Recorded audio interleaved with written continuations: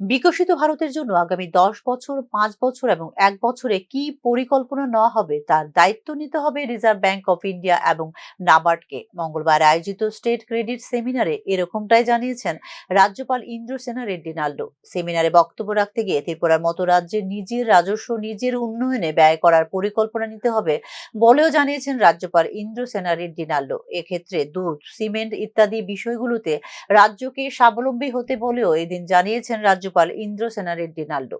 में पैसे हम कमाते हैं और पैसे दूसरों को देते हैं।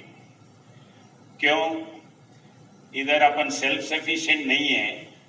दूध होना है बाहर से लाते हैं, घर बनना है, पत्थर सीमेंट सब बाहर से आते हैं।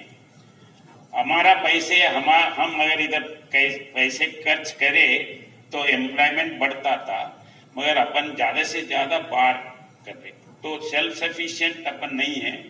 आत्मनिर्भर जो त्रिपुरा के वास्ते वैसे अभी अब गिट्टे सर ने बोलने के बाद यही हुआ कि हमारा पैसे भी इधर जमा होते हैं और ये बाहर खर्च कर ये बैंक वाले बाहर देते हैं, ऐसा मेरे समझ